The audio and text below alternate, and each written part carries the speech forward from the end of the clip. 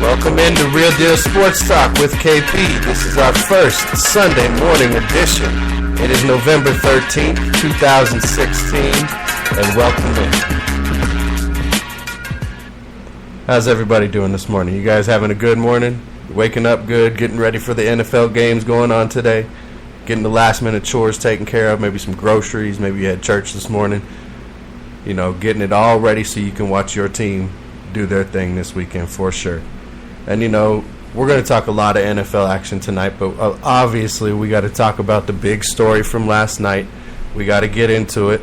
We got to go ahead and talk about the history that was made last night in the UFC.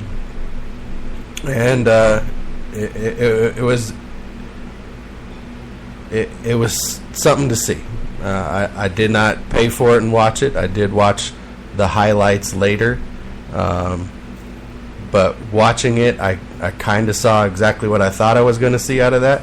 So let's go ahead and listen to Connor real quick.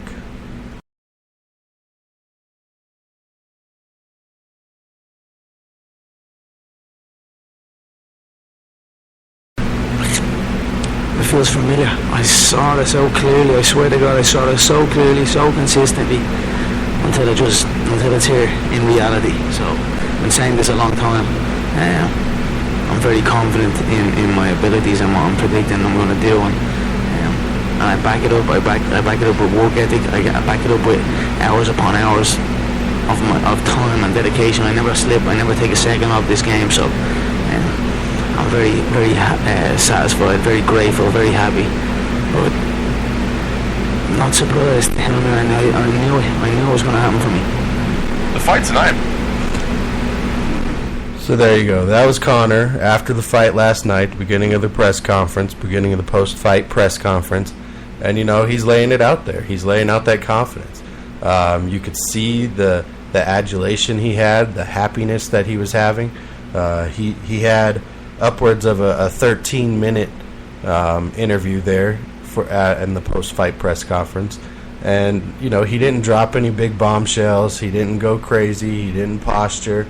It was a different side of a post-fight Conor McGregor. And he made history. Face it, he is now the sitting champion in 2 weight classes at the exact same time. Never been done. None of the other greater fighters that you might like, nobody else that might be on the top of your list has ever done it. He's the one. Now, you know, I'm a bit of a purist. I did like the UFC a little more when it was all weight classes versus all weight classes, and I understand, to get the sport to grow, to get it to where it's at now, they had to make some changes. And it worked. Now, as far as the fight last night, McGregor was aggressive. He dictated the pace of the fight. He was more physical than Alvarez. And like I said yesterday when we talked about the fight, Alvarez looked like maybe the situation was getting to him a little bit. Like maybe it was a little more than he could handle. Like he was getting caught up in what was going on a little too much. And I said if he wasn't focused, he was going to get himself caught. And sure enough, there in the second round, McGregor gets him on strikes. Knocks him down to the mat, gets on top of him, busts him a few more times. He steps in, fight's over. Great fight for McGregor. Couldn't have gone any better. First fight in New York City at Madison Square Garden since 1995, I believe. Big stage for the UFC. He's the UFC's version of Muhammad Ali basically right now. Now, don't get me wrong. I'm not going to say he's the greatest ever. He's not Muhammad Ali. He's their version of that. And granted, it's not close of a version, but it's their version. He's got the bravado. He can talk this talk. He goes in there and puts in a good fight. He's marketable. Those are the things that I'm talking about when I say he's their version of Ali. And there's been other people who have had the stories and compared it and talked about that since McGregor has risen through the ranks of the UFC. It was fun watching some of the pre-fight stuff, seeing, you know, the younger McGregor who didn't have all the tattoos across his chest and, you know, looked a little leaner, not so buffed. But still the same bravado, the same fierceness as he has always displayed in the octagon. So big win for him last night. Alvarez, you lost your title, bud. You were not ready for this fight. You got caught into the war of talking smack, and I think it became personal for you. I think it took you off your game. I think you went in there wanting to just destroy him instead of fight your fight. And he goes in there after being able to do all that talking and fights his fight. And if you can't do that against him, you will lose. Or you might get knocked out like you did last night. Called on strikes. So you're going to have to go regroup now. Maybe you get another shot at him down the line somewhere. We'll have to see what he ends up doing next. See what his next announcement's going to be. You know, do they somehow figure out to get him a fight with Mayweather? I don't. It would be a spectacle, but it would sell. Does he do a WWE appearance and go over there? Does he go fight and defend his other title now and move up or move to the other weight class? There's a lot, and like you said, he could also take time off. He could be involved in movies. You know, these guys are reaching out to other areas now because the popularity of the sport is growing. So congratulations once again. The other big story that came out of last night for me is Miesha Tate at the end of the fight decided that butt whooping was enough from Pennington, and she went ahead and retired. Not necessarily because of that fight, but I think she knew ahead of the fight, obviously, that she was going to be done. And it was a good fight. That little move where she walked up the cage to get out of the choke, that was pretty impressive. So, I did pick her to win that fight. I thought that would be the better of the two female fights of the night, and I think it pretty much lived up to that.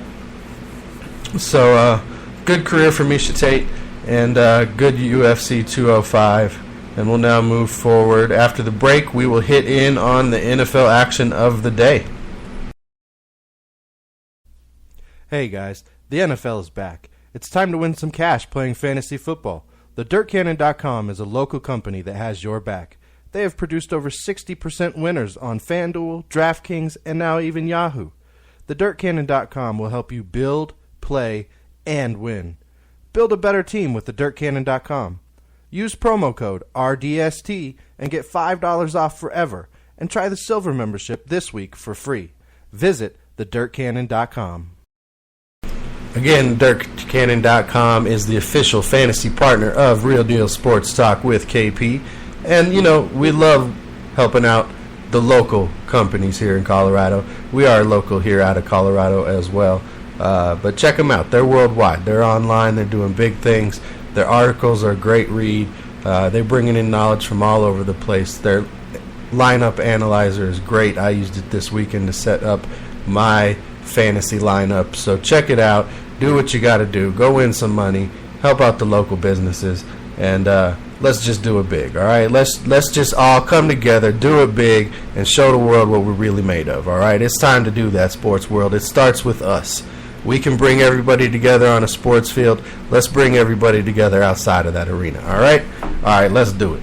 Let's get into the NFL action for sure. Let's see, who's got buys this week? Buys this week. We got my Detroit Lions got a bye this week. I know that. I believe the Raiders got a bye this week. The Bills have a bye this week. And the Colts also have a bye this week. So those are the four teams that are going to be on bye this week. If that's one of your teams like it is mine, find some of this other great NFL action to watch today if you get the opportunity to, for sure. Because there's some good games today. And we're going to run through all of them, that's for sure. We're going to start with Kansas City and Carolina, okay? Kansas City, Carolina. This is a 1 o'clock game Eastern time. These are two teams that are kind of headed in different directions right now. Carolina's kind of getting a little bit healthier. They're starting to figure out who they are on offense and cutting down on their mistakes quite a bit. The defense isn't playing lights out, in my opinion, but they're playing more consistently as well. And you got a Kansas City team Is Nick Foles going to be able to, continue doing what he's doing? Alex Smith, when he comes back, what's going to go on there? Jeremy Macklin's out. Justin Houston's, again, not going to play again this week. So different things going on in that defense for Kansas City. Dee Ford is playing lights out. He's one of the leaders in sacks right now. Marcus Peters is leading the league in interceptions right now. That kid has found a way to just always be around the ball or always being burnt around the ball. He's a big play, whether it's for him or for the other team. Normally it seems to be in his favor. Right now, if you're looking at offensive comparisons of these two teams, Carolina, they out-average Kansas City in yards per game, 369 to 342. They get more passing yards per game than Kansas City does. They're out-rushing Kansas City.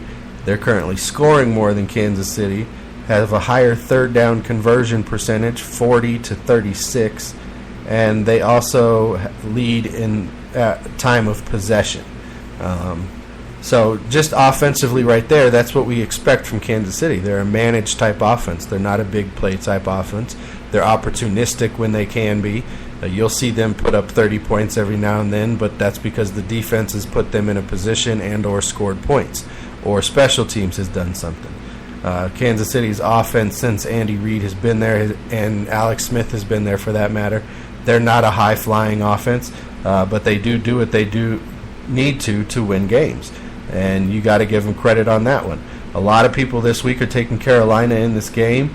Honestly, I think it's going to be a close game. This one was one of the harder ones for me to decide upon, really, because they're so evenly matched. Yes, Carolina was leading in all those categories, but it wasn't, leaps and bounds in anything. The rushing yards, 15 more yards per game on average, only 2 more points per game. So, that's one play here, one play there, erases that.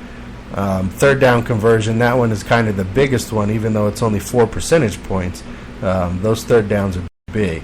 And defensive-wise, Kansas City is leading in yards per game. They're giving up more yards per game than Carolina is. Carolina's given up way more passing yards per game at 286 compared to the Chiefs' 244. However, they give up almost half of the rushing yards per game. Kansas City's defense is better in scoring defense, only giving up 18.9 compared to Carolina's 25.8 points per game. And Carolina is getting off the field better. So at a rate of 39% compared to 43%. So looking at those numbers, looking at the defensive and just offensive comparisons and what you know about the teams right now, Kelvin Benjamin's not really getting off yet. Greg Olsen has been carrying that offense mostly. You got a stable of running backs than Carolina. You got Cam Newton whining every week because he's getting hit. I don't know if he remembers, but he plays football. So based on those numbers, based on what we see today, based on Jamal Charles and all these guys not being in, based on Spencer Ware coming back from concussion, I think I will go with the other pundits, the other experts out there that are picking Carolina, and I'm going to go Carolina close in this game. Kansas City does definitely have a chance to pull it out, I think, in the fourth quarter, but I think Carolina pulls this one off in a close game. All right, moving on. Next game we'll talk about will be Houston and Jacksonville. This is an AFC South matchup that pretty much only their fans are looking forward to, I'm sure. Houston's leading the division right now. Jacksonville, I thought at the beginning of the season, might shock everybody because of the amount of talent that they had on the roster and being in a weaker division. What all they're doing is showing everybody that that talent's not ready right now. And Houston, fail safe. They're leading the division because the rest of the division is really just